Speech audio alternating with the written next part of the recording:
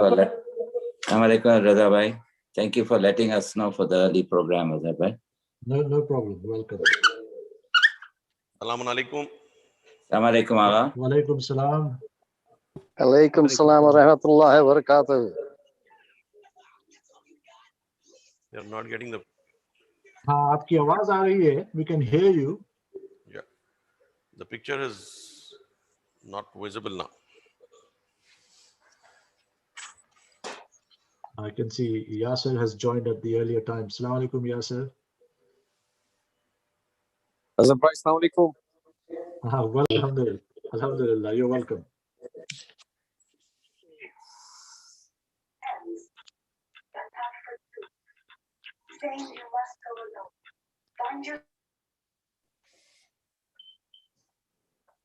I'm just waiting for the photo to come. अभी आ रही थी ना. अच्छा, it was coming out quite clearly a minute ago. क्या अजहर मियाँ सीटियां बजाना पड़ेगा? Hey,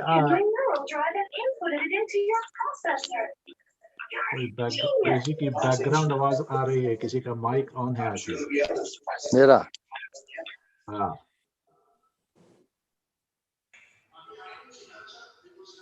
Yeah, it was coming fine. I think it was coming fine. Aram se aram. If they turn off the system and reboot it again, it might come back.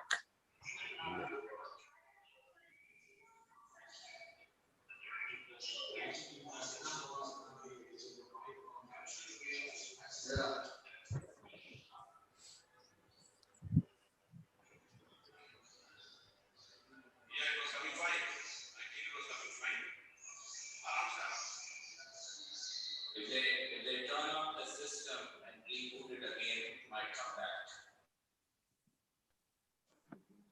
आज अलमदार नहीं है शायद. मुजाहिद, अलमदार is not there.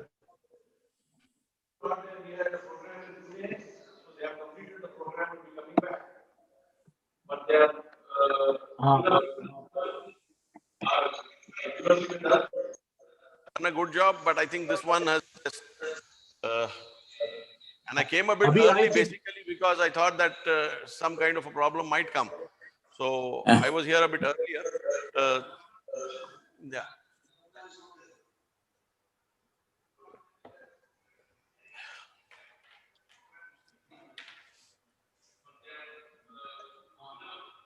We can see some. We can see some pictures. I think I'll have to go behind the system then. Raza bhai, we can't see your picture too. Yes, Raza bhai. They are in touch with Alamdar. Hello. So he's talking them through. Yeah.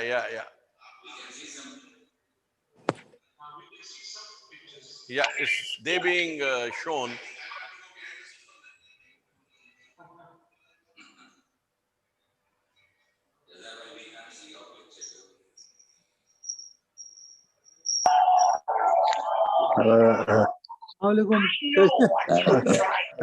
रजा में आए. अस्सलाम वालेकुम रजा. अरे आपका mic on हो गया फिर से. मैं होना बोल के करा. Yeah, it's come now. Yes. Yes, it required just a touch to the camera somewhere. ठीक है. Bismillah.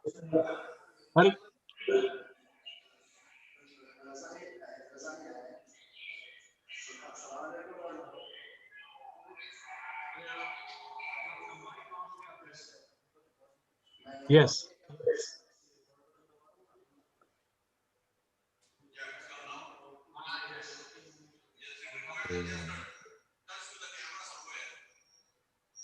It's coming and going.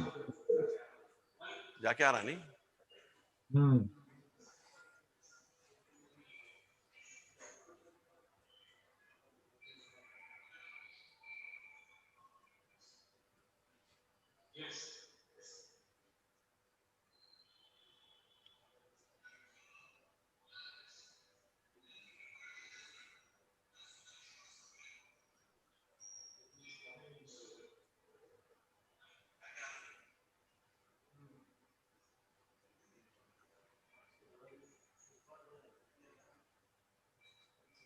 VI.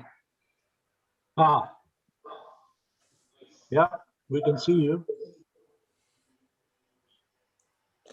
Gone.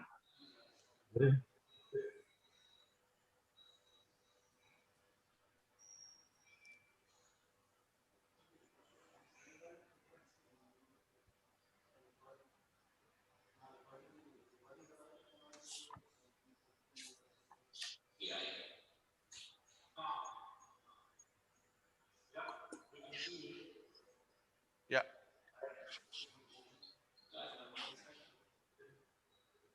Yes.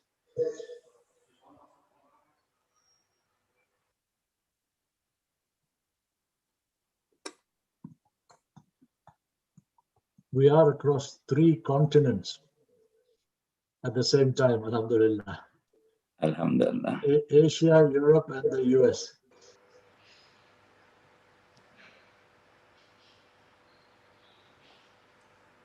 We,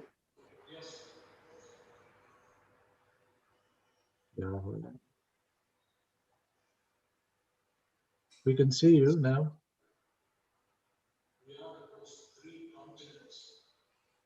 The voice is taking some time to reach you all. The time is taking some time. We can hear you, Mujahid, no problem. आपकी voice ठीक आ रही. But are you getting my voice? Yes. Okay. फिर से आपका picture चले गया फिर से. अब picture voice जा रही है अब. Now it's going fast. हाँ, Voice has started. Voice is fine. वो हाँ अब ठीक हो गया वो. Yeah, earlier it was having a problem. The voice was not going. No, voice is a. Yeah, this I spoke a bit late. Okay.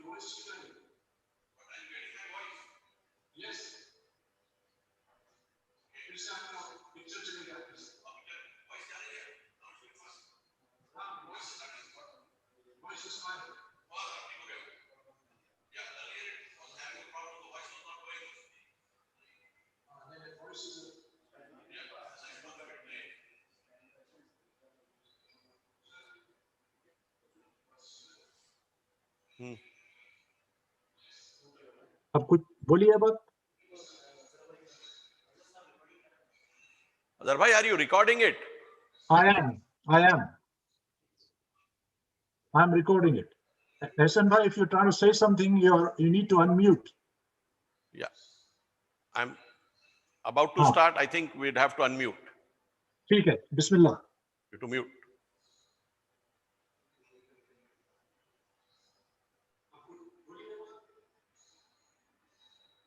Bismillahir Rahmanir Rahim.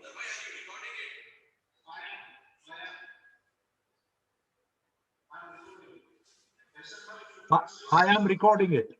मैं record कर रहा हूँ.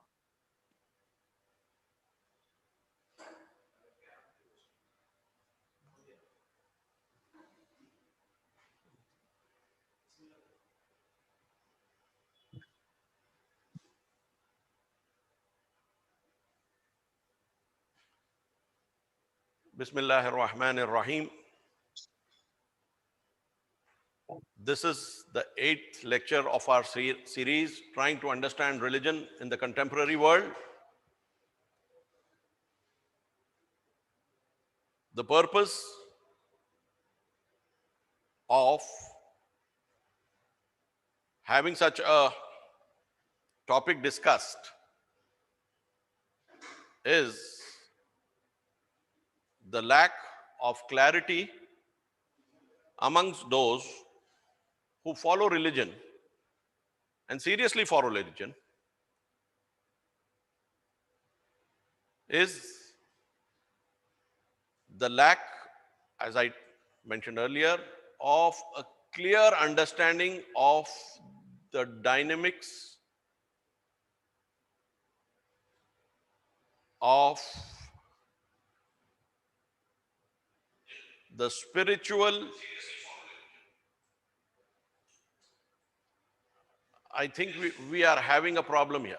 We are having two voices coming over one another.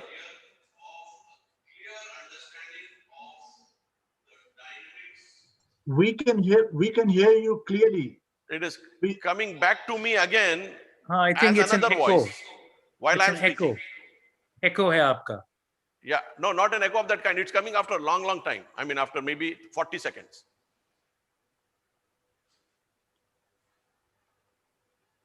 Well, ask them to turn that off. I'd be starting again.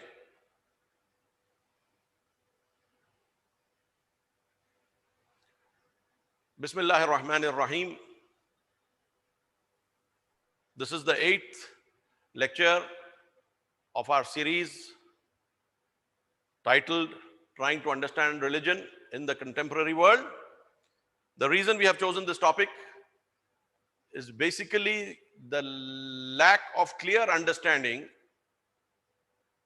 which even those who are pursuing religion seriously are having when it comes to understanding the soul, and as a result, the role of mankind on earth. Fundamentally, these are crucial questions even before we get into the idea of God. Because the idea of God comes to us as a result of reflection of ourselves and what is the purpose behind us coming here in this world and trying to give meaning to our actions. And when trying to give meaning to our actions, trying to frame a policy of determining those which are supposed to be beneficial individually as well as socially, considering that we are social animals, gregarious by nature, and therefore these questions start the basic discussion about religion as well as philosophy.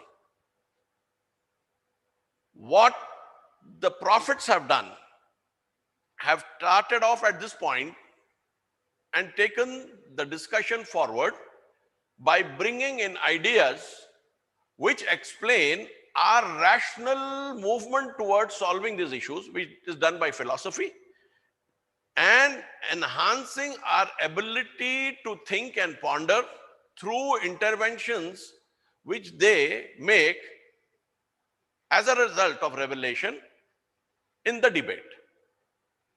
So what actually happens here is there is a double current flowing, one of the intellect and then other of the wahi.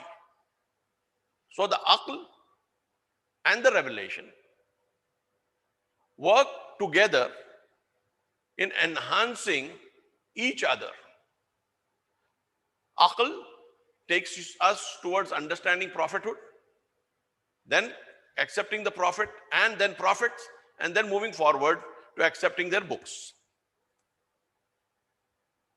This can be considered a proper rational activity.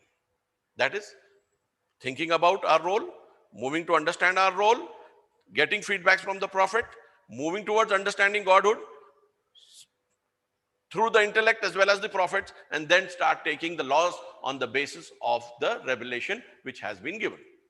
All this forms part of the human effort and intellect.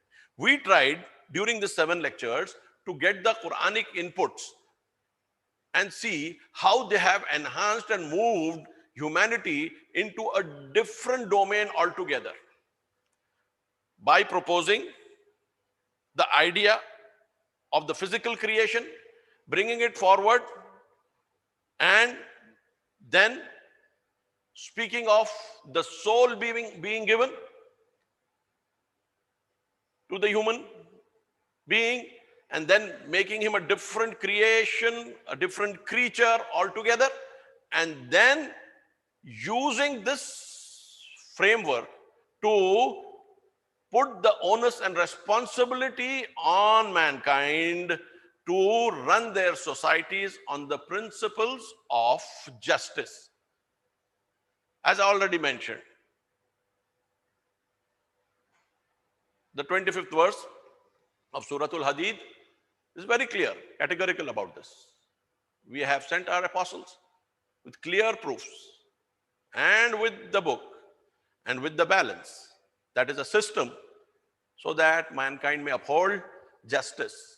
So the principle of justice in society becomes a cardinal principle of religion at the other end of the delivery system. Your input is your intellectual and revelational input, and the output is delivering justice at the level of the society. So we don't have a theoretical debate, as philosophers would like to have, about God and Godhead, and would like to link it up very much to the other aspect. That is the role of social justice. Religion is unequivocal here, very clear about it. This is attached to this. It's part and parcel of the same program. If there is acceptance of God, acceptance of the proofs, acceptance of the book through the prophets, and then it should follow by the system which they are introducing, the mizan, and then moving forward using the mizan to uphold justice. It doesn't happen this way. Means there is a kind of a disease which is operating in us, in not being able to digest our rational output and the revelational output in the form of social justice. That would again go back to our understanding of the input. So what we do, generally this is the process we follow in any inquiry, even in the physical world. We look at the output, see the defect there, go back to the source, what is happening. Whether we have taken the proper raw material, whether we have got the kind of purity levels which are required, is the reaction taking place at the right temperature and pressure and for the right time, and all that is then checked to get the thing correct. So when we move forward in religious inquiry, we would, if we know that social justice is not happening in our times, go back and take a review from the very beginning. In that review, during the last 7 lectures, one critical aspect which we talked about, there will be some repetition just to bring back the importance of what we are doing. I think somehow this kind of importance needs to be made the central point of our discussion here. When God says, "Ma khalaqtul jinna wal insa illa liya'budun," I have not created the jinn and the humans except that they worship me. That is the sole role of their creation, is worship of God. It emphatically means that the physical function which we perform with our bodies, the food we take in, the families we run, are not part of the soul's function. The soul's function, which has made us a different being altogether, again using the words of the Quran, is something much, much, much, much higher than what we think we are doing. So what actually happens is, the role of the soul has got diminished in religions, all religions, including Islam. And as a result of that, we are making our religion follow the path which is best suited for our bodies in this world. So when religion becomes an addendum, something additional for making our lives in this world more palatable to our conscience, we have taken the wrong route to religion. The religion, which is actually a design for the soul to accept and create a kind of immortality which it contains in this world, and feel that immortality in this world and act on the basis of that immortality, is lost to us. This is something very new which I'm putting forward. The soul is immortal. It's in this world where the body is mortal. The body is being given significance to the point that religion is being adapted for the body to keep it safe, by keeping some things away in the form of haram, using it for our good of the world, not looking it from the perspective of the soul as an immortal entity, and then using religion for contemporaneous, daily, mundane works. So the difference between a religious person and an irreligious person is only one of some kind of morals.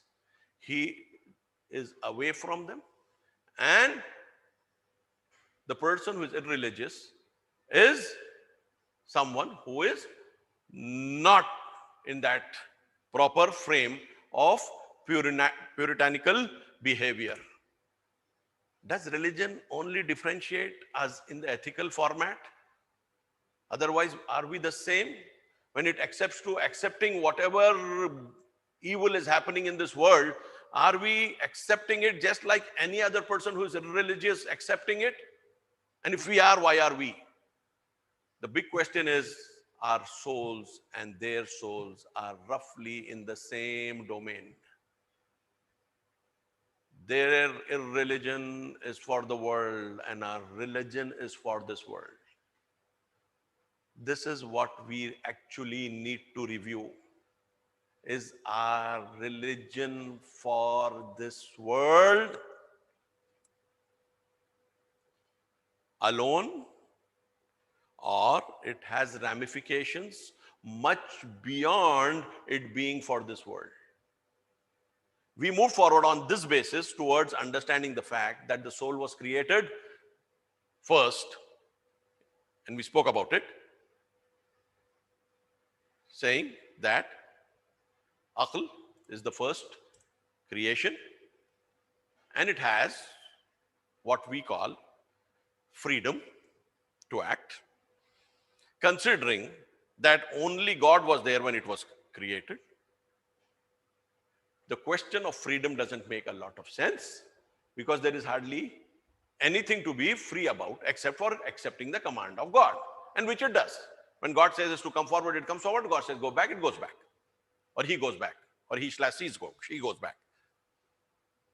So the question is now, God also says at that time, I have created nothing better than thee, and I will examine you, test you, and reward you, and retribution would also come to you.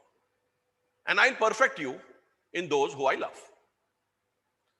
Now my question here, which comes to today's discussion, is like this.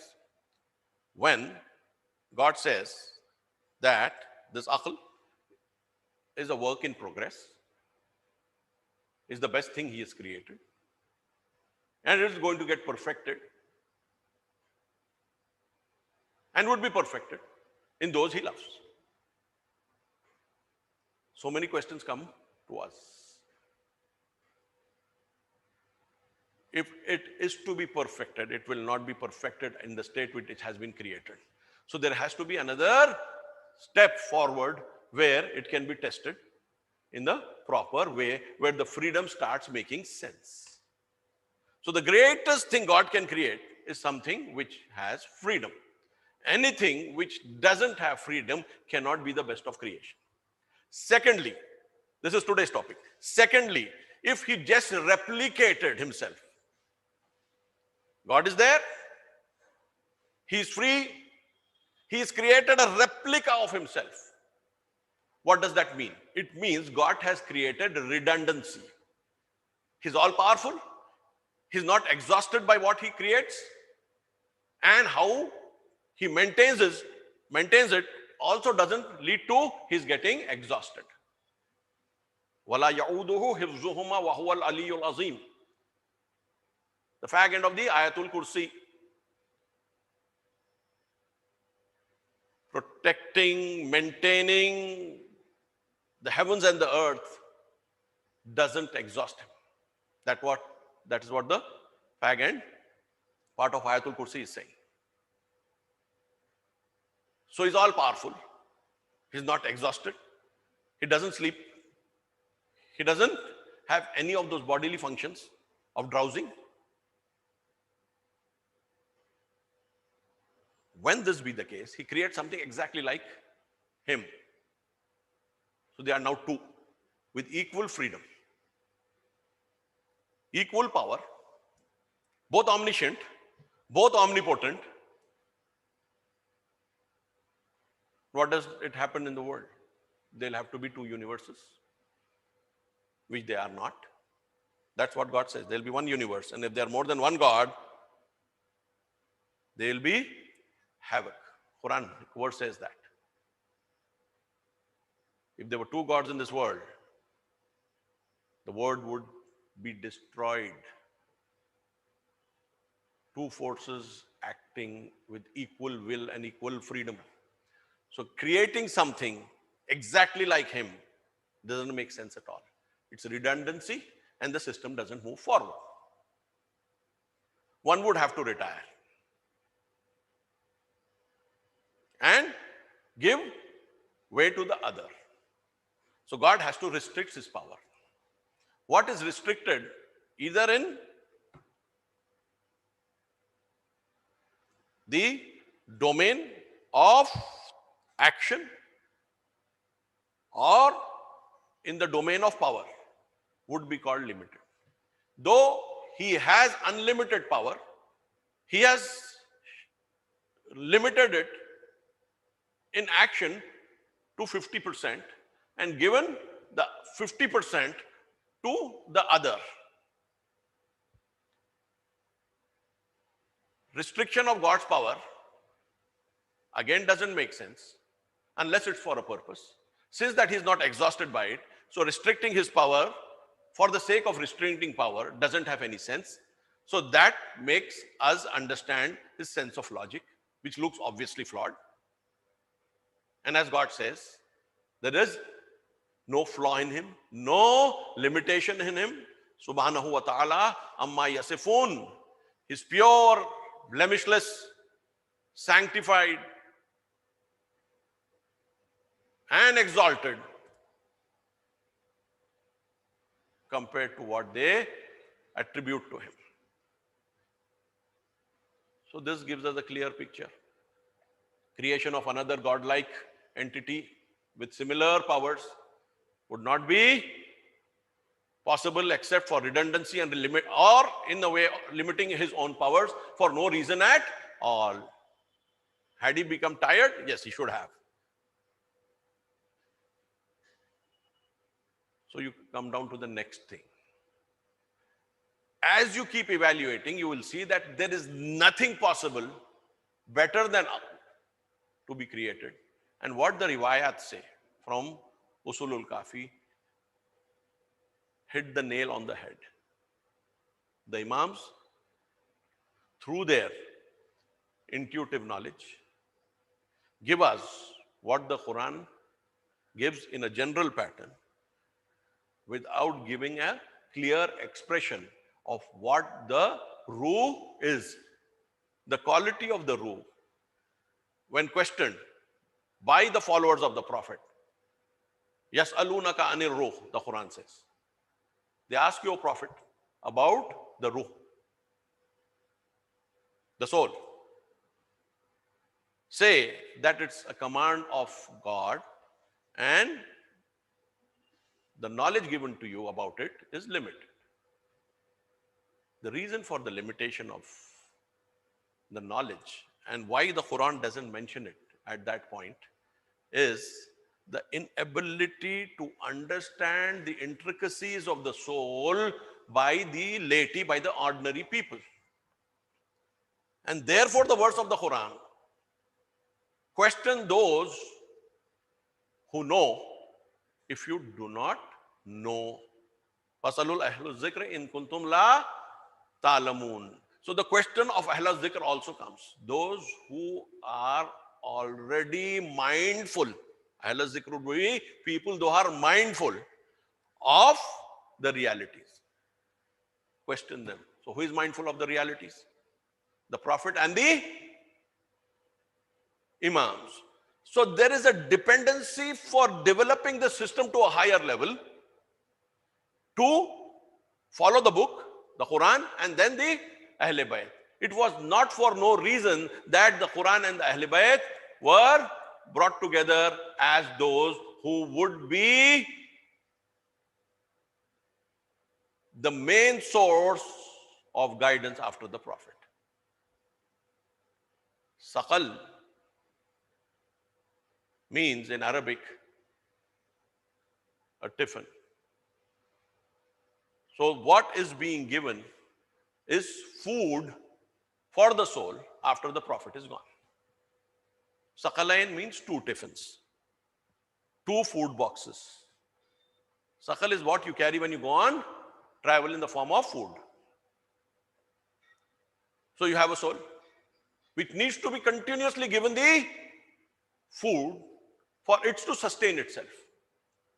Who's going to give it? The bodily food is available to everybody, to animals, to humankind, even to plants in their own way. But what is not available is the guidance to the soul.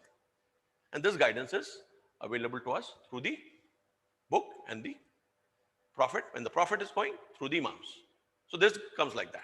So the aql mentioned by in the ahadith, in the traditions from the Imams, and they have narrated it from the Holy Prophet, is very, very obvious that what has been created, if you evaluate it logically, you will end at yourself.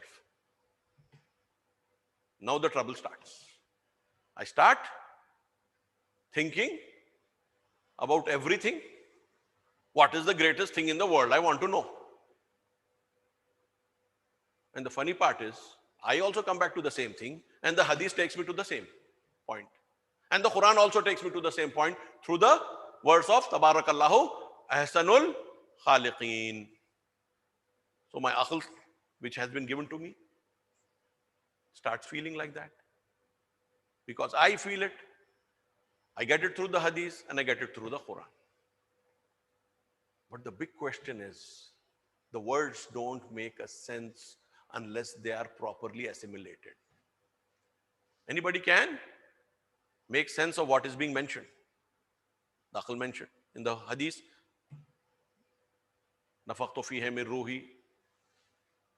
Then we created him as another being after the formation of the complete baby in the womb. But our level of appreciation needs to be enhanced. We need to realize this, that we are the crown of creation. Realize it, that we are, very importantly, immortal. Immortal.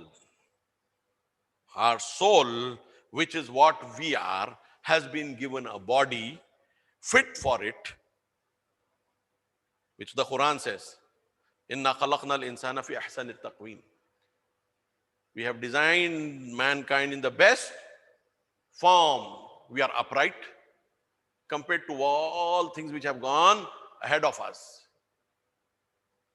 including the Neanderthals or others which precede us. Among the hominids, we are a different thing altogether.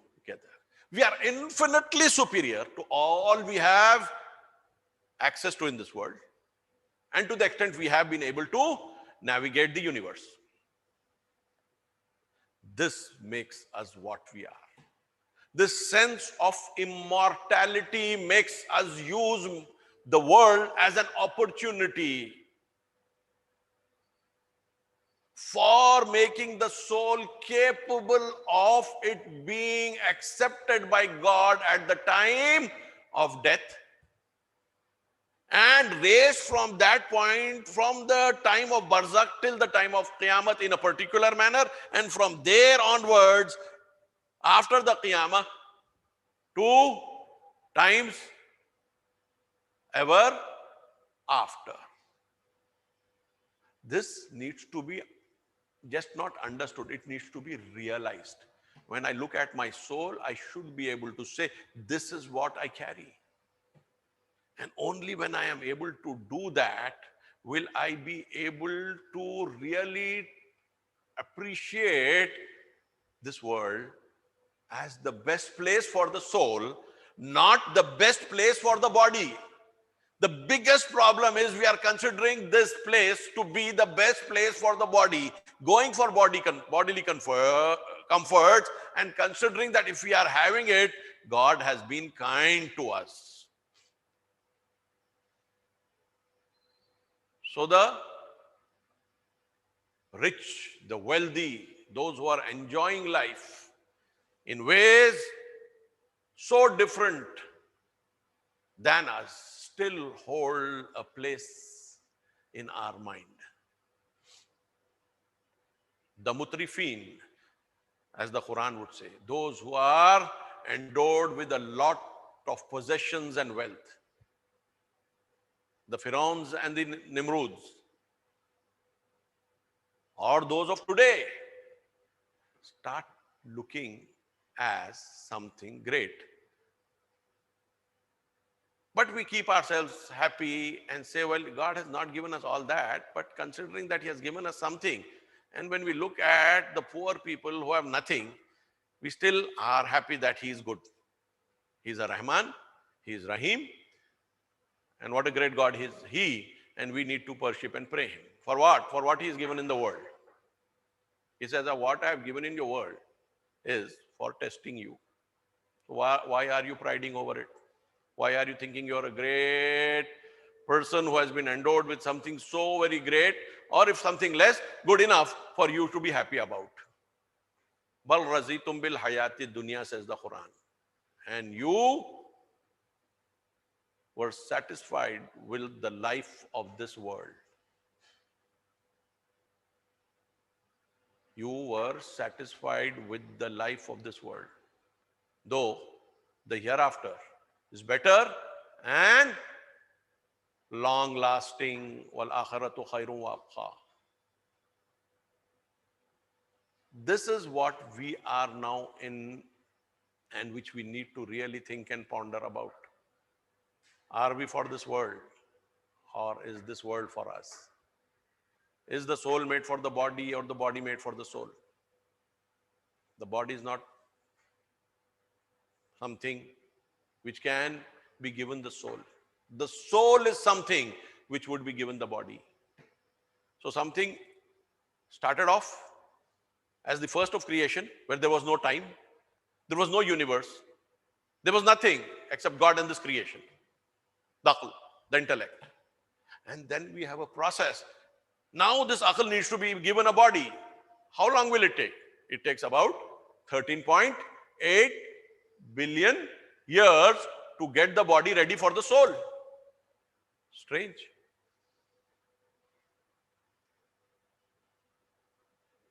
We have a very established principle among scientists that nature takes the shortest way. What can be accomplished by 2 steps, the nature will not take 3 steps. The nature takes the shortest route. That means if there is one additional step being added, that means that step is necessary, therefore it is there. Otherwise, that step wouldn't have been there. So how long did it take for matter from that infinitesimal point to reach the kind of expanse it has? And then at the fag end we come out. And then at that point God gives us the soul. And at that point we feel, and as we mentioned earlier, that the angels also want it and Iblis also wants it. They understood the importance of it better than we understand. Though the angels understood and prostrated, and Iblis didn't, and got thrown away.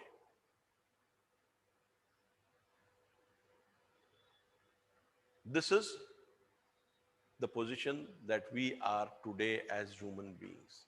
The enormity of our situation is not occurring to us as it should. The immortality of our soul is not occurring to us as it should. If we want to move forward on the path of religion, this has to be the driving force. This world is a limited period for us to use the physical world through the process of being tested as the best opportunity to enhance the power of the soul. And once that power of the soul is enhanced, Qad aflaha man zakkaha is what the Quran says. After so many oaths, Ashamse wa zuhaha, and onwards and onwards and onwards, after so many oaths, God says, he who has been able to purify it, not allowed the darkness of matter settle on it, is the successful one. And he who has buried it in matter, dasa means to bury, he has destroyed himself. Qad khaba man dassaha, who has dirtied himself with material and matter. We have it in Surah Ala also. This is Surah Shams, that is Surah Ala. Qad aflaha man tazakka wa zakara asma rabbihi fasalla. And who purifies his soul and remembers God and calls out to him in prayer. Then the verse moves forward. Bal tusiruna al-hayata ad-dunya wal akhiratu khayrun wa abqa. But they started preferring the life of this world, choosing it for the hereafter, though the hereafter is better or the best. Khair would be meaning best, and obviously long lasting. And this has been mentioned in the books of Moses and Abraham. Al-akhiratu khayrun wa abqa. Inna haza fi suhufil ula. This is in the suhuf of the earlier prophets. Suhuf Ibrahim wa Musa. This is the pristine truth. The soul is the center. The soul is being asked. The soul is being given information. And the soul plays according to the rules of God or doesn't play according to the rules of God. The Imams had only one function to perform: purify themselves and take from God and give it to the people who are capable of assimilating it and accepting it. No compulsion. There is no possibility of compulsion in religion. When God says there is no compulsion in religion, it just doesn't mean that you shouldn't compel people to follow a religion. No, this is a small part of what it could mean. This means there cannot be compulsion in religion. The soul is free. The soul is free. You can't compel it. That's the design of it. The very purpose of the soul being the greatest thing is that. Any other thing it would have apart from freedom, and then following the creation of God from the beginning till the body was ready for accepting the soul, which I have mentioned earlier also. The soul, the nafs, before it, the spirit, the ruh, and before it, the aql. All are part of a same single system. It could be viewed as a wave, if not as a particle. This is something very, very important for us to remember, think, ponder. And once this aql was there with God, it saw everything happening in front of it. So therefore, this question of God taking a covenant, Alastu bi rabbikum qalu bala, am I not your Rabb? They all said, yes, yes. Shahidna, we bear witness. Again, the words of the Quran. People ask, We don't know. You don't know, basically, you don't know your soul. The day we realize our soul, Halu Bala would be resonating in it, and our Shahidna, our Shahadat would be resonating in it. How do we get to it? We get to it through the process of thinking, and our process of thinking leading us to the existence of God, and through the further persevering on the same path, leading us to the necessity of prophethood, and then finding the prophets, taking guidance from them, and using both the intellect as well as the knowledge given by the prophets. As the Quran says about those who have gone astray, neither did they think nor did they listen.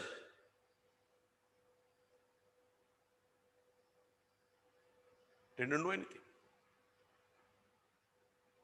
Had they thought, they would have gone to a certain level, which would have been in consonance with what the Prophet said. And the reason the prophets got prophethood was their ability to reach that point where their intellect took them from their natural ability to feel their soul, and from there God held them and took them forward.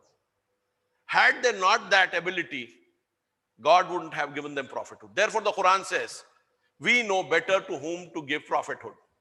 Others wanted it in this world. Somebody strong and powerful in Mecca, somebody strong and powerful in Taif. They said, why this orphan of Abdullah? But God knows better. He says, I know better where to put my prophethood. Similarly, imamat. Who to make the imam. When we go more seriously into the discussions on prophethood and imamat, we can go into greater detail. But you have to understand that the souls are mature enough because they follow the path of creation completely. Some of us can more easily go into that domain. Some of us need to make an effort.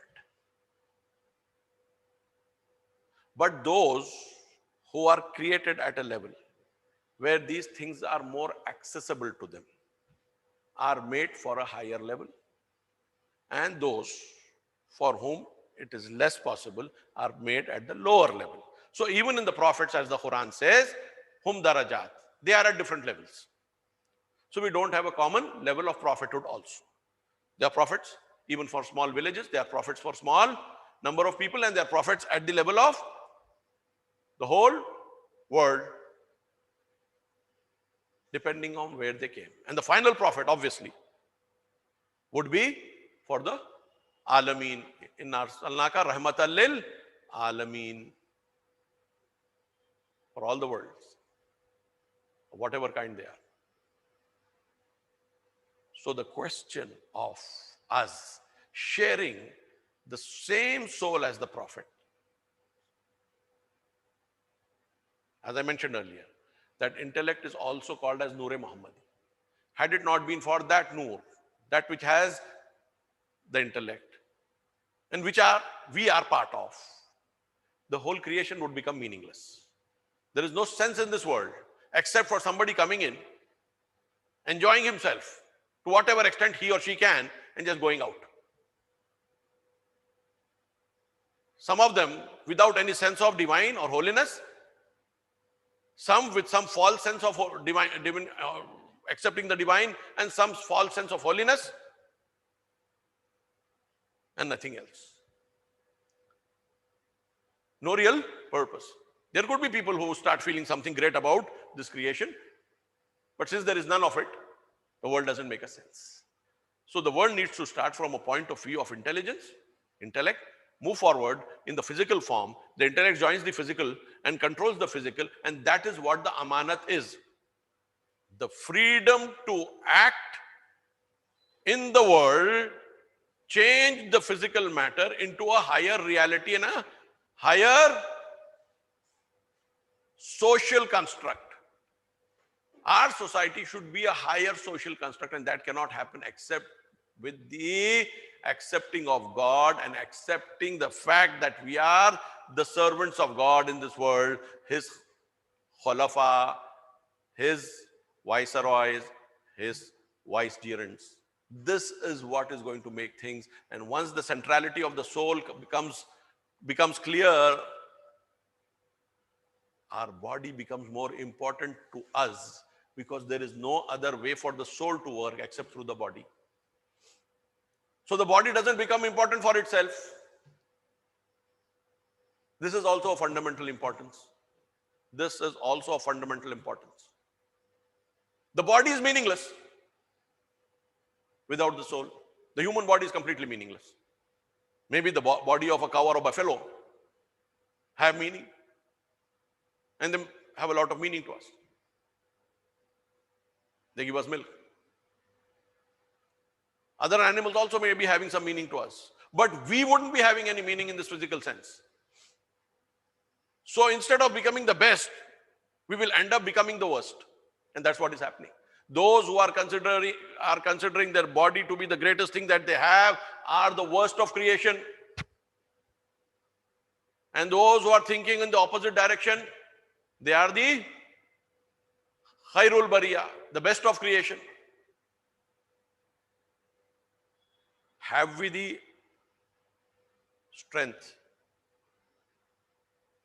the fortitude to prioritize ourselves as souls who have been given a body for a limited period of time, to see to it?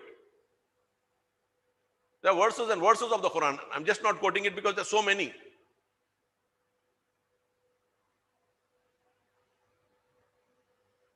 There is no significance of the body except what it is from the point of view of the soul. And it becomes very, very important to the soul to be used the way God wants it to be used. And in doing that, we would be functioning as normal animals, feeding ourselves, feeding our families. There is no doubt about it. We, having a body, need to be animals to see to it that our body is fed, clothed, and has a place to keep itself safe. This is the animal function. Running a family is an animal function. I've already spoken about it. I've just made this discussion a bit wider and placed it in a bigger format by putting a different light which the Quran puts here and what is visible to us. And worship is the process through which the soul starts maturing and then starts feeling itself as an independent identity apart from the body. It feels that it's on a driver's seat and dictating the body, which includes the mind. So the mind takes in what is necessary, doesn't accept what is not necessary. The same way as we feed our bodies. If something is not good for us to eat, we put it aside. The mind is also something like that. If we want to choose what the mind has to take in, we need to know what the mind needs. And that depends on what the soul needs and how the soul wants the mind to work. So, as the Quran says, when they pass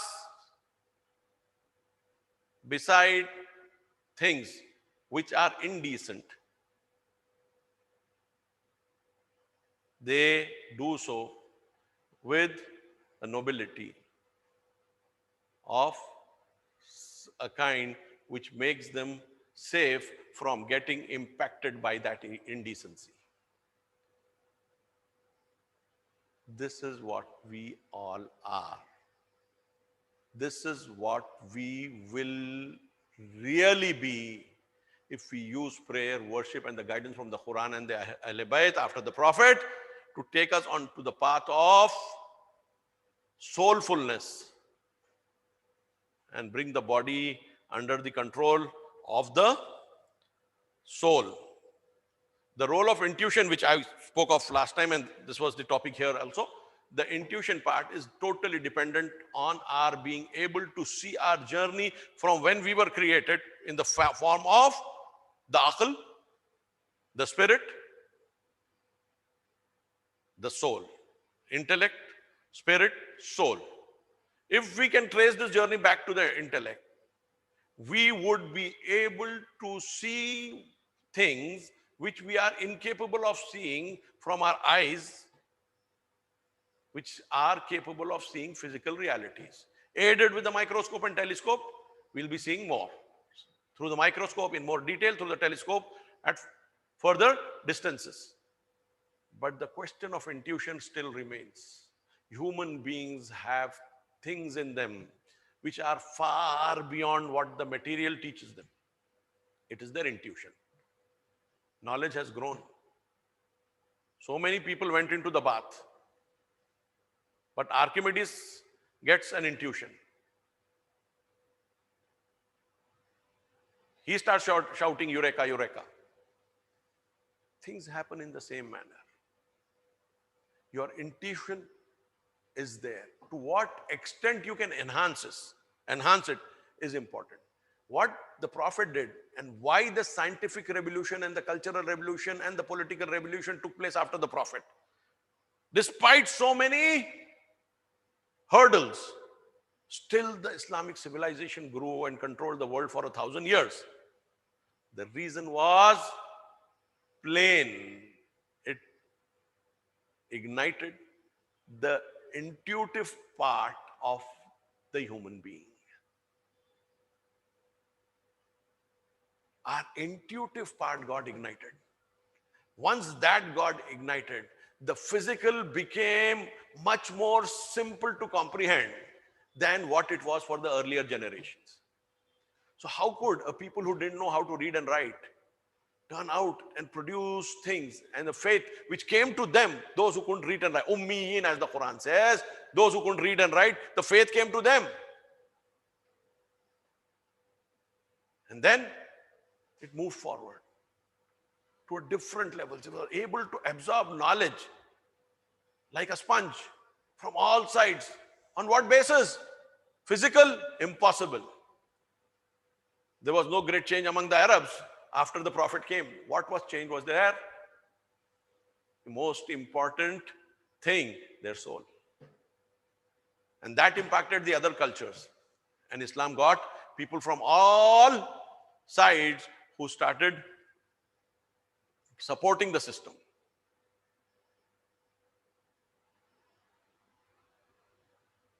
This is the reality of our intuition.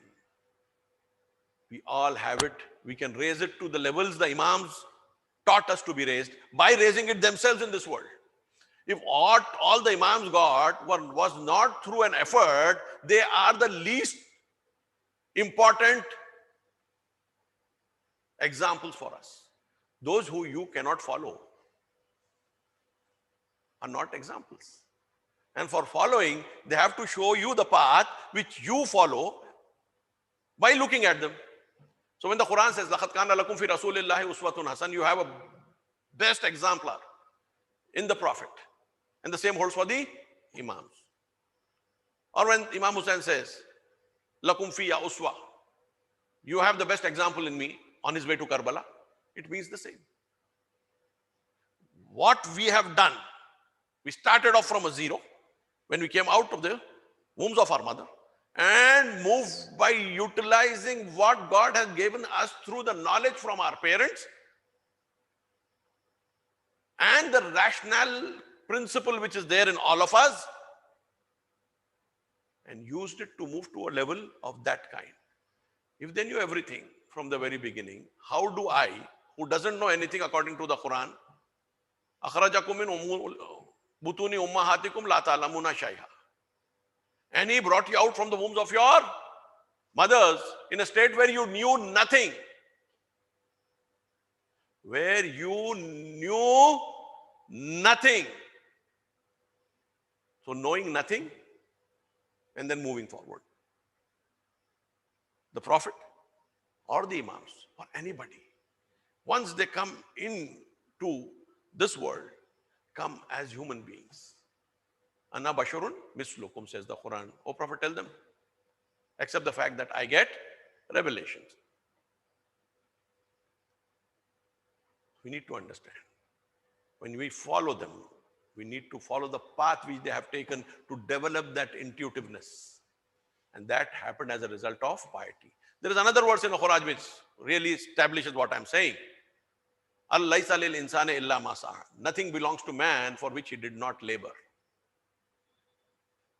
So anything which you have of intuition is going to come through labor. But the question is, if only having faith in God could be a source of intuitiveness, there would be no competition at all. People who are not accepting God would have no intuition. There wouldn't be any great growth.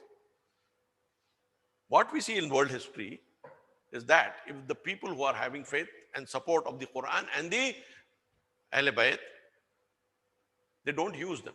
So the normal speed at which the society has to grow will grow. And those human beings who are making a real hard effort would get intuitions. So we have intuitions to those who don't believe in God, those who believe in God, those who do not seriously believe in God. That process of intuition to a limited extent is open. They will not be able to create a world, but they will be able to create knowledge and have an impact. And as a result of which, we who are having faith, and as God says, Antumul alauna in kuntum mu'minin, you will have ascendancy if you are mu'minin. That being mu'minin without the requisite conditions leads us to have our hands below the hands of other people, not above them. So there is a small window available to everybody to use that kind of intuition without accepting God. But they will create science, technology, but never will that lead to adalat. Never will that lead to adalat. So with that science, with that technology, zulm will become more and more. But if it comes through the mu'minin in the real sense, the technology and the science would actually move at a higher pace and then would be able to impact on adalat as well, on maintaining, upholding justice as well, because the process is one. Accepting God's existence through bayyanat, accepting the revelation through the book, then accepting the mizan, the system, and then following it up with upholding justice according to the 25th verse of Suratul Hadid. Break it, that process would be available. Those who want the akhirat and those who don't want the akhirat and want the dunya, we will aid both of them. And in our aid and support, there is no restriction, says the Quran. So if you slumber, the world, the history of the world, the way the world moves forward will be there. But it will go through a process of injustice after injustice. And you also will become part and parcel of the same process. We speak of Islamic rule. The Islamic rule had a lot of good things, but the question of whether it was doing zulm or not is very, very visible. Though the zulm was less, the zulm was there. And we know during the time of the Imams what kind of zulm happened.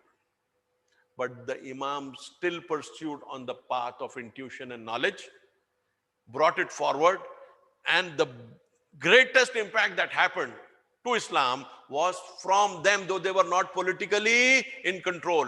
We need to remember, we don't need to be in political control to be producers of knowledge. If we enhance our intuition on one hand and create institutions to use the knowledge available to us today by bringing both together. Institutions for getting the available knowledge to us, the available technologies to us, and then using intuition to move to a level of higher experiences and higher levels of knowledge. The stage is set. If we want Imma shakiran wa imma kafura. Either be grateful to what you have and understand it, or be ungrateful. The choice is printed on the human soul, the human spirit, the human intellect, the first creation of Almighty Allah. May God help us all in feeling the soul which He gave us, feeling the importance and the great mercy He has had on us by giving us a soul through which we maintain our identity, and more for making it immortal, and for more for making it see the creation from the beginning of creation to this time.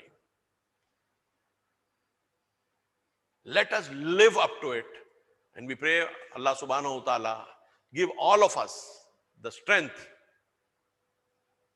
to pursue what you created us to pursue, not what we as in a state of forgetfulness prioritize and pursue.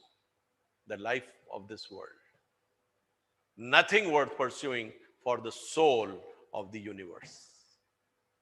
You can call your soul the soul of the universe, because had it not been for your soul, this universe wouldn't have been there. As is established that it had it not been for the soul of the Prophet, the universe wouldn't have been there. It comes back to us as well, because that would just limit it to the period of the Prophet. So why is the world there now, and why was the world there before? So it becomes very simple. We are part of the same journey. The Prophet is the best example. The Imams in the Quran lead onto the same path which the Prophet asked us, through what God asked him to proclaim.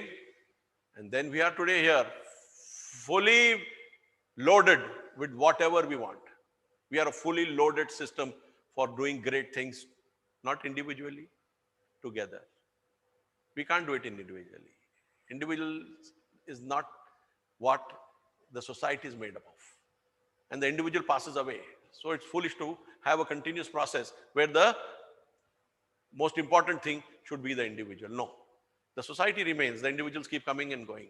Let us also be among those who leave behind a better people than what we ourselves are. Leave behind better progeny than what we ourselves are. Not lesser progeny than what we ourselves are. Wa akhiru da'wana anil hamdulillahi rabbil alameen.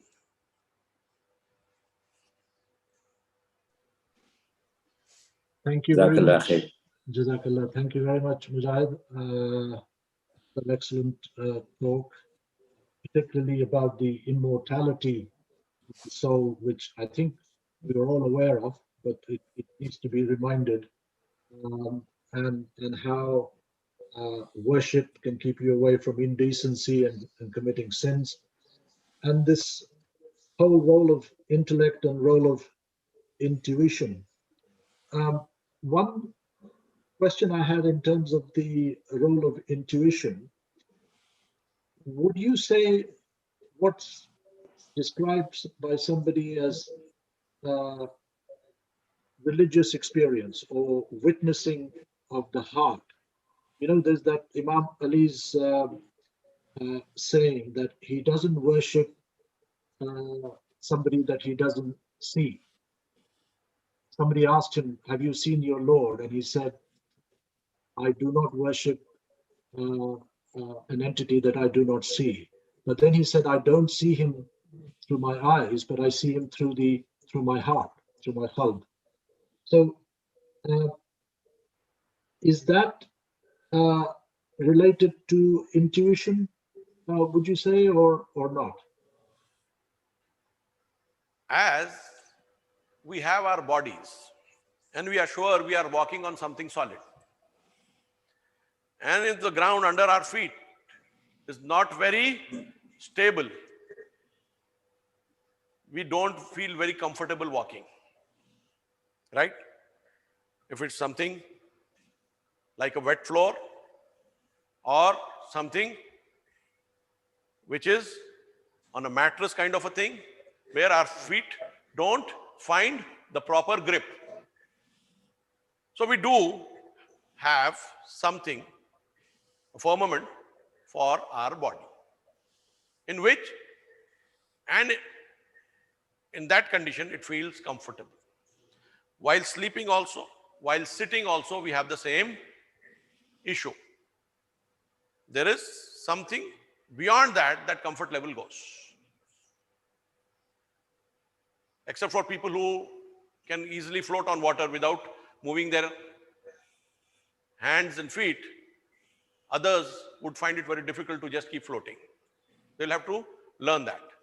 So they will become uncomfortable on that to sleep on water. They won't be able to do. So we know that there is a physical kind of a comfort level. Come to the soul. Come to the soul. Most of us don't realize it basically because we think we are a body. And that is what God says is they are like cattle or even worse. Where you are understanding your soul is not there at all. Otherwise, God, if there was even an iota of understanding of the soul, wouldn't have said they are like cattle or even worse. The Quran says that. The reason is we can get into the state where we are totally in oblivion of our soul. Totally. That is the most difficult thing. Okay, why is it so? Why is it so? The reason is any higher entity will not be known by a lesser entity. When we say we understand God, we do it basically because He said, I have blown my spirit into him. Nafaktu fihi min ruhi. That is the closeness of the spirit with God. Therefore, it's capable of understanding God. Otherwise, it wouldn't have been capable. It has to have a level of appreciation where it is in direct contact with the reality which it is saying it is accepting. So the Ruh was in direct contact with the reality and it accepted it. Brought into the condition of the nafs with the body, though it came with the conviction and witnessing the fact that Alastu bi rabbikum qalu bala, in this world it can be totally obliterated by the physical forces. In the functional aspect, obliterated in the functional aspect. So you have a Ruh, functionally is a zero. Functionally it's a zero. Now you want the body to make you understand the soul. You want the body to make you understand the soul. I didn't get into the discussion on atheism because it just prolonged. This was the biggest problem they have. And I think in the next one, I'll be just starting with it and ending with this. How atheists look at the world and why they can't find God. They start with the physical and end at the physical. Though in the enquiry of the physical, had they used their soul and felt that they are using their soul, they wouldn't have come to those conclusions. I'll give examples of it in my next lecture, inshallah. Examples of it. Looking at the world with physical eyes and asking it to yield God is impossible. Because the tools you are applying for knowing God cannot cross that Rubicon. And you have to accept the world as it is. I'll give examples of it and how it has happened. In greater detail, will this become clear? So what actually happens is, when Maula says, I don't worship a God I have not seen, and obviously says, I see it through the eye of the heart, it means that he is looking at the world from the point of view of the soul. If somebody looks at the world from the point of view of the soul, God is the first entity he comes across. But how to do it? You have to reduce your physical being to a zero. If you reduce your physical being to a zero, there is nothing but God there. Because there will be no physical aspect to your ruh. Your physical being has been reduced to a zero. And now that the physical being has been reduced to a zero, the only entity you will be seeing is that entity which the Aql saw in the first point of creation, and that was God. Maula was speaking about that point, that if we are looking at this world through the eyes of the soul, that's what he meant when he said through the heart, the eyes of the soul. God is the only entity you come across. And then everything comes from God. Everything comes from God. This body, this mind, the thought processes, the breath, the flowing of the blood in the arteries and veins, the beating of the heart, the senses which we all have, the food which we have in front of us, which we eat, enjoy. You need to change the perspective. Instead of keeping your back to the mirror, you have to turn yourself towards the mirror. And God, as is perceived by these personalities, is something which is like the real image, and the creation is the shadow. So if he is the real and the creation becomes the shadow, it is obvious the real is worshipped and the shadow is used. The real is worshipped. I'm just giving a kind of example. It's not very literal, but real is he. Allahu nurus samawati wal ards. That's what the Quran says. He's the light of the universe. So when he is the light of the universe, he is the light, and whatever is there in the universe is a reflection of his light, a shadow in our parlance, from the physical sense. So we need to properly appreciate this fact that it is in us to reduce ourselves from what we feel ourselves to be physically to a point where we have nothing left in us, at least from the gaze which we have. And that kind of withdrawal comes in the state of salat. Why is salat called the Mirajul Mu'min? The ultimate point of ascendancy. Miraj means that. It's an instrument. Miraj, Mihrab, in Arabic is Isme Ala. That which is used for naming tools. Mihrab in the masjid is the tool, the instrument of war, harb. Miraj is the instrument of ascendancy. So salat is the instrument of ascendancy. In states of salat, where you are totally oblivious of the body, your breath also, your eyes are not focused on any kind of thing which is engaging your attention, there you will feel at times there is no one except God. And that soul would accept nothing except God. That is, I think, what we can make of Maula. Prayer. What actually he was in, we can't know.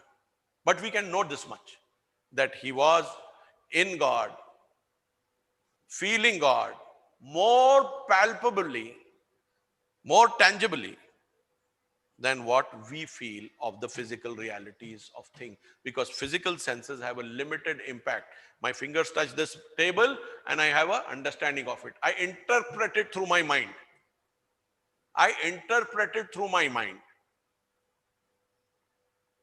If my sense of touch is gone, I won't be able to even interpret it because it won't carry to my brain. There, the state of the soul is no interpretation is required because it's a direct connection. Nafakto fihe mir ruhi. And they ask you about the soul and say the soul is amr of my Lord. The reason is, Amr means there is no intervening thing. Khalq means there is an God says in the Quran, وَمِنْ آيَاتِهِ خَلَقَكُم مِّن تُرَابٍ. And from his signs is that he created you out of the earth. Khalq required something intermediate. Amr requires nothing intermediate. And where he says the Amr and the Khalq are my domain, he means both. Things created directly by him and Ruh is directly created. So once you remove the whole physical aspect, the Ruh feels God much more strongly than what we feel the table and surroundings of, because they come and get processed. There is no process there at all. Thank you. Thank you very Getting much. madder by the minute. Thank you, Mujahid. Thank you so much. I can see a couple of hands are up. If I could ask Mazhabhai to ask his question, he's got a hand up. Assalamu alaikum. Question is, like you said, all the prophets, imams got their knowledge after coming into the world. How does it explain that our concept of ilm ladunni and even Hazrat Musa, Hazrat Isa, when he was a child, he responded that I'm Abdullah. So how does that correspond with that? Yeah. This is very simple. What Hazrat Isa had was a miracle which was being performed by God. God can make a stone speak, a tree speak, or anything else to speak, leave alone a child prophet. So that was the sign of God speaking through him, and that was all. After that, we don't have miracles coming till the point of his ministry, which came roughly around 30 years after that. So this is what we would call a miracle, and in that the action is totally God's. Second, the levels of people we live in this world have different IQs. We are very sure about it, right? We can measure it. People have different IQs. A question was asked of the Imam, why are some people more intelligent than others? In my first or second lecture, I had just hinted towards this. He says, some people get their intelligence at the level of the fetus, initial stage, where they are in the form of zygote. Then there are some whose intelligence grows in the womb. And there are some whose intelligence grows after they come out of the womb, in this world. From the medical point of view, you have interconnections which you speak of. Musa Bhai being a doctor himself. We know parents who are educated, capable, not first generation learners, there is a greater chance of their children carrying a higher IQ level. Though there are exceptions as well.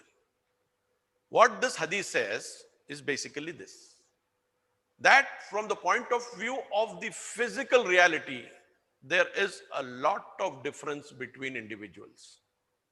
Those who need to be selected for Imamat or Risalat are those, obviously, who are at a much higher level for them to take this responsibility.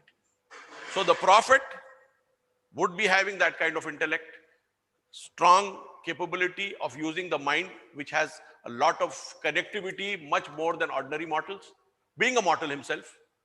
The Imams would have the same thing. But the point of starting would be a zero. Had it not been a zero, they don't become exemplars for us. They don't become a hujjah over us by just one fact that you made them run from a point where we didn't start running from. And God says, Lillahi hujjatul balagha. He has the highest proof with him. Whatever proof he gives wouldn't have been a highest proof. The Quran is self-explanatory. You cannot treat it in a haphazard manner. When it says, An laysa lil insani illa ma sa'a, there's nothing for man but what he labors for, puts an effort. It doesn't make sense at all. So if you don't credit all these personalities with an effort of a gigantic kind, we would not be able to give them credit for anything. We just couldn't. Just imagine, Janab Isa comes, delivers this verses, Inni Abdullah Atani al Kitaba wa Ja'alani Nabiya wa Barran bi Walidatik. And then he vanishes. He vanishes. He doesn't come back for a ministry 30 years later. What would you speak about this person? Would you give any credit to him? You would say a baby was born 30 years ago. The ministry has not started, he's just vanished. He's going to come back when God wants him. You wouldn't give him any credit at all. Whatever comes through that process, in which the human effort is not involved, is not praiseworthy at all. Yes, somebody can be endowed with a higher level or a lesser level, depending upon the role which God envisages for him or her. But that is something which helps in the effort, not something which makes a starting point different from where they are. Now you would question, that question was again last time asked, why some prophets, why some imams have to be at a higher level? They were the Bani Israel imams, they were not the level of the imams which the last prophet had. The last prophet was not at the level of the other prophets. It depends upon the situation which we are coming. This question can be asked by an ant, by an elephant, by a dinosaur. Why this me, why this not me? It doesn't make a lot of sense. What you are, if you are able to deliver on that, that is enough. If you are given X capability and you are supposed to deliver after accepting the prophets and the imams and the Quran, according to that X ability, and you have done it, you will be with the prophets and the imams in Qiyamah, in Jannah. But if you were given a much higher capability and you performed at a much lower level, you will be nowhere near them. Maybe you will be in Jannah somewhere.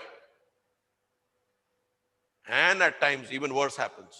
With the higher intellect, you don't follow them, you fall into a trap of arrogance. That which happened with a lot of people during the time of Prophet and the times of the Imam, and even today. Their higher IQ caused them to go astray rather than taking them towards Hidayah. Of Amare As, Maula says, if he wanted, he could get what he wanted through being on the rightly guided path. This is the same thing towards which Imam Hussain called Umar ibn Saad. But they didn't accept it. So a higher intellectual capacity, a higher IQ, at times plays, it's a double-edged sword. You can use it for your own advantage or also a disadvantage.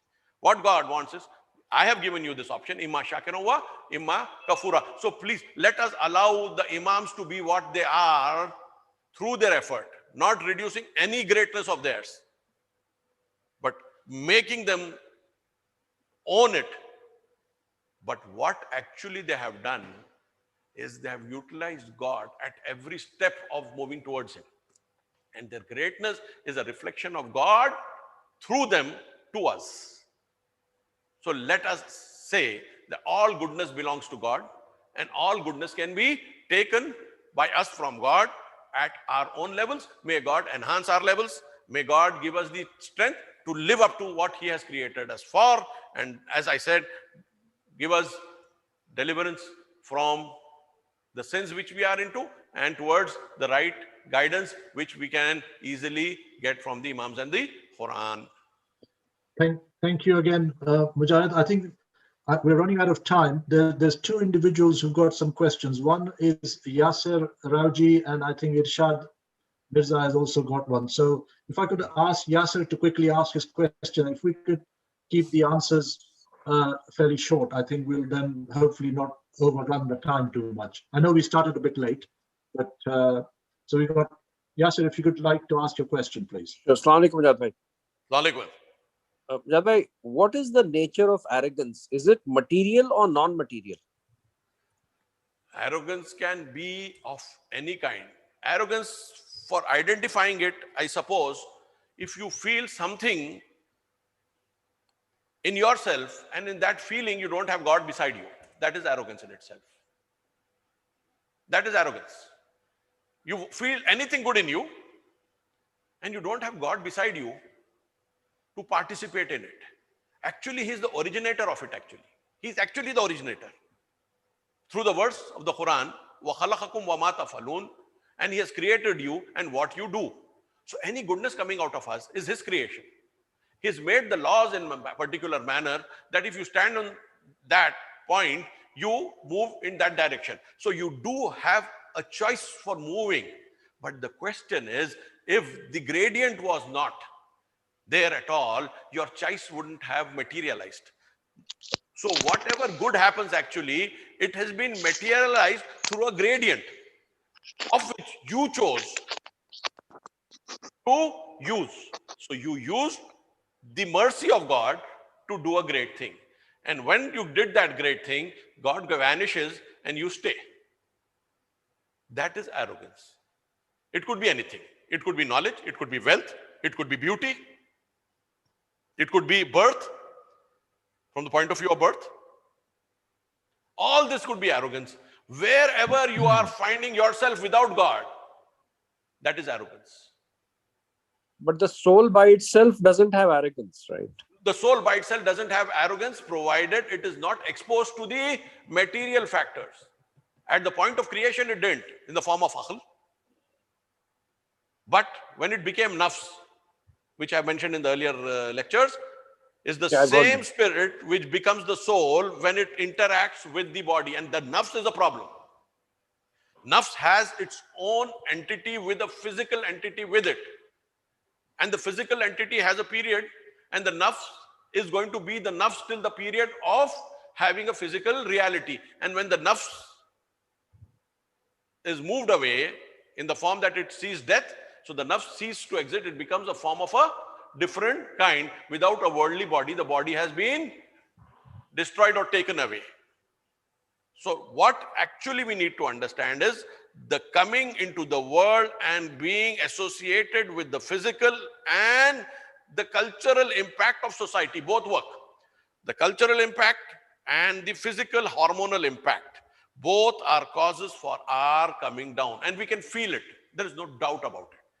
When we are having higher levels of testosterone, and God bless us and blessed us that he didn't make our testosterone level 10 times of what they are.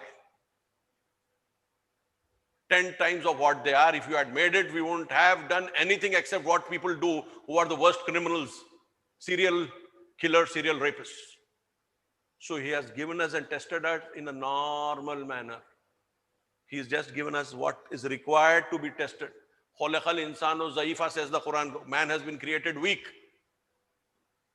But that weak is not the weak we understand. It's the weak which God says.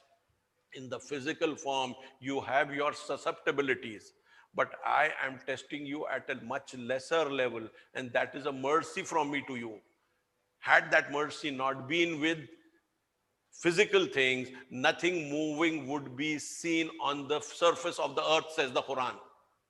The Quran says this. Had it not been. And so his mercy is in one form has limited our hormones to a particular level which we are capable of controlling, through his guidance. So the whole fact is this, that the nafs, because the soul is now with the body, is tested through, and again, society, as I told you, in a society which is materialistic, material wealth, beauty, birth, how close you are to the people who rule, the ministers, the presidents, or maybe some sages, some religious divine, how close you are to the Pope. Okay, the Pope doesn't have children anyways, but still you can be close to the Pope. Some popes did have children. Anyways, we don't go into that. So whatever it be, we will have to understand that there is a pull which makes us feel that what we can enjoy in this world can be enjoyed without thinking about God and his mercy. We all have families, children. We have a family life through whose mercy and blessing? His. So when we enjoy of our children, when God says in the Quran, your children, your wife, your possessions are a trial for you, a tribulation for you. At a point it says, Aduwwul lakum, they are an enemy to you. The Quran says it. Why does it say that? It says when you look at them independently of me, they become an enemy to you. That is, you is your soul. And when you look at them along with me, then they become a source of accepting God's mercy and thanking Him.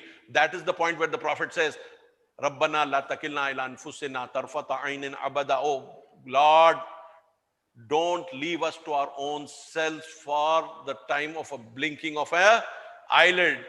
Abada, any time. Never, never leave us alone on our souls, on the state of our nafs, without you being there. And therefore, when he says, Nahnu akhrabu ilayhi min hablil warid, it shows his love for us. We are close to him more than his own jugular vein. It shows his love for us. Therefore, the Quran starts with Bismillahir Rahmanir Rahim. Things all start with his rahmat. Things all start with his rahmaniyat. Thank you. I think the last question we'll have today is from Irshad. Sorry to keep you waiting, Irshad. If you could please ask your question. No problem. It's not quite a question. It's only a comment on what you mentioned in your lecture. You compared the bodily health and also spiritual health, and you were promoting more of a spiritual health on this platform, whereas in the actual world you also promote physical health. Is that right? So that is important. We have got importance of looking after our body, as well as spiritual health. So, but you did say, oh, body is not very important, is the spiritual. Yes, for the final stage is the spirit that will go back, or the soul will go back to Almighty. But here in this world, we need to look after the physical side, the body, to achieve what we want for our soul. I mean, I can't say I don't want the vaccine because it's not important. It's my soul that is important.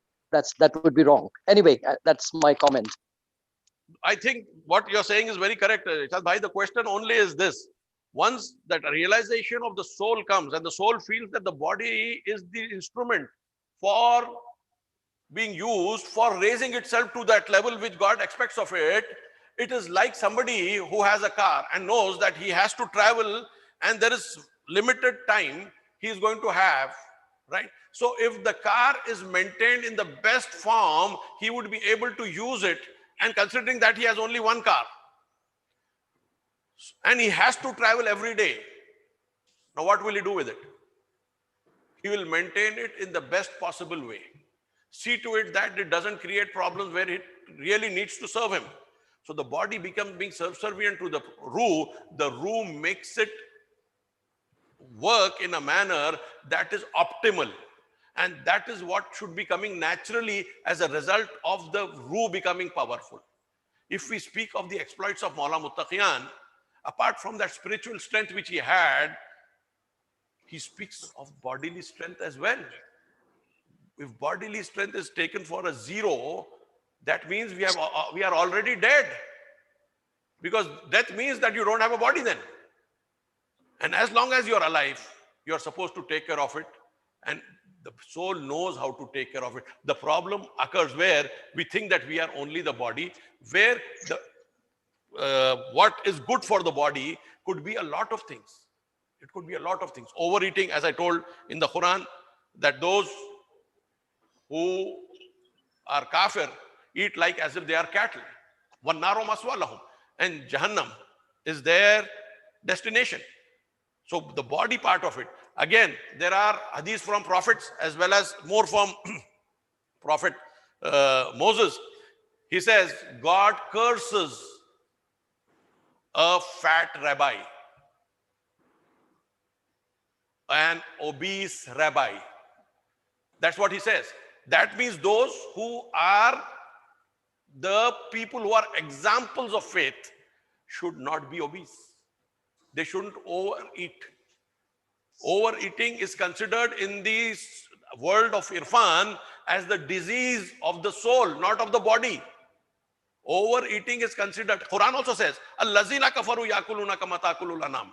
Those who are kafirin eat like that. So the question is how much to eat, how much not to eat. The soul is the best determinant, not the tests which we do. That we do because just we want to save our body and make it last longer for the sake of the body. Opposite of it. Let the body be in the best shape for the sake of the soul, for the sake of God, Khurbatan ilallah. One more small question which you gave me a message on WhatsApp. Shaitan or Iblis are basically things which are not seen by us. They are not in human form. They are not in the form of other animals. Iblis are things which the Quran says they can see you, but you can't see them. And the very fact that the jinn are at times referred in the form of microbes as well, which I spoke of in the last lecture, there is no doubt that this force, which is positive in the form of microbes which we live by, those which are there in our gut, maybe somebody say 1 trillion, as I said earlier, and 3 trillions also, that help us to live. Otherwise, without them, without the flora, we won't survive. The question is, there are others which are capable of creating illusion in us, and that illusion, which I mentioned last time, are the ones which are not seen by us. But the illusions which keep coming unto us are the result of the physical push of the Iblis, the shayateen. And there can be shayateen minal jinne wal ins, and human beings can also become shaitan, where people who create illusions among us as well, which are false illusions, and even including those who create false illusion in religion, all are part of the shayateen. That's what is there. But the jinn in the form of Iblis is not visible to us. It acts at the level of the what we will call microscopic level. Thank you very much, Mujahid. I think we've already exceeded our time. Jazakallah, and we pray that Allah subhanahu wa ta'ala enhances your knowledge and keeps you healthy. And inshallah, we get to share more of your knowledge from all of us. So inshallah, everybody stay safe, and we'll join again for another interesting talk from Mujahid in a couple of weeks' time, inshallah. Thank you very much. Thank you again. Thank you. Thank you. Thank you again. Walaikum assalam. Thank you.